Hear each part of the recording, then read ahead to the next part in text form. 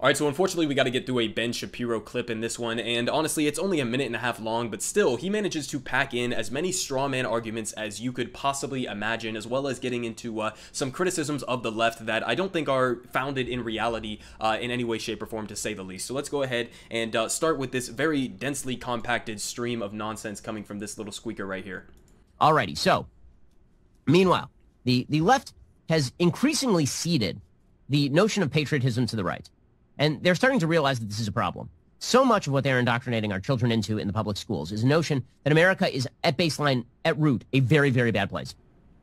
Okay, so we already got to stop. Okay, we're literally, what, like 17 seconds into the clip? We already got to stop because, first of all, our children are not being indoctrinated in public school. If what he was referring to is critical race theory, as conservatives have been hyper-fixated on for months now, if that's what he's referring to, critical race theory is not being taught in public elementary schools. So he's completely making that up. And in addition to that, teaching that America is a fundamentally bad place, that is not what critical race theory is. That's also not what is being taught in schools. If anything, it is extreme in the other direction, where they whitewash our history. We have polls that come out that say that not even a majority of American high schoolers can identify that slavery was one of the main causes of the Civil War. So if anything, we are super far right in the education and indoctrination of our children in a more nationalist direction than Ben Shapiro is even saying here. So already we're into the nonsense. So let's continue here.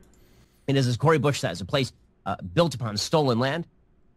And if by this she means that the United States was built on military conquest and settling, that is true for literally every civilization in the history of mankind. It's just that the United States was really good at it.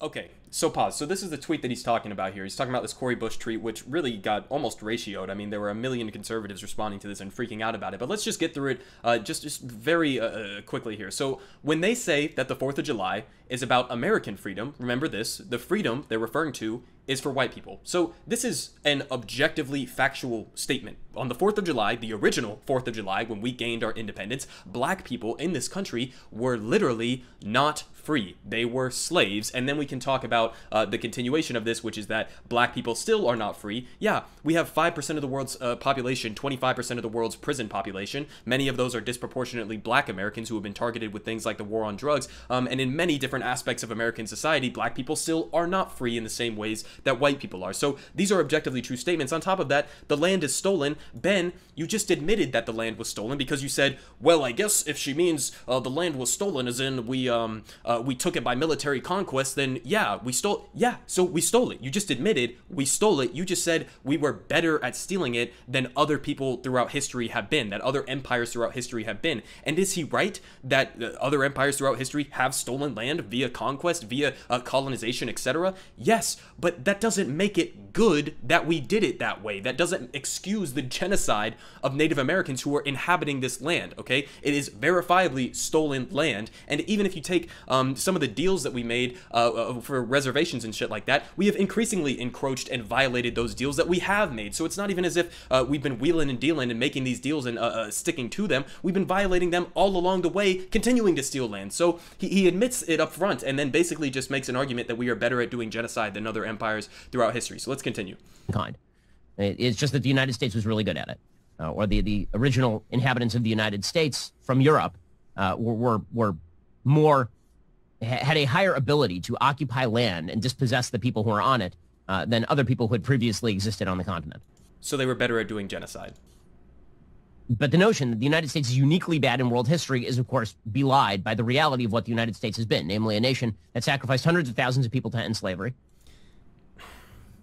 Nobody is saying that the United States is uniquely bad throughout all of history, okay? The reason why people focus on criticisms of the United States empire and the horrific things that we have done throughout our history, the reason why I focus on that, the reason why many other people focus on that, is one, because I live in the United States and therefore have some degree of an ability to impact policy moving forward. Two, because the United States is the most powerful country on earth. So the reason why people would focus on atrocities committed by the United States right now, instead of, say, atrocities committed by France or Australia or England right now, is because, yes, they're doing a lot of that fucked up shit, but they're doing it to a lesser degree, a lesser amount. They don't have the power we have, therefore they're not able to do it to the extent that we are doing it right now. That's why people would focus more on the United States instead of some of those other countries. Nobody's saying that we're the only country that does fucked up shit, okay? So continue.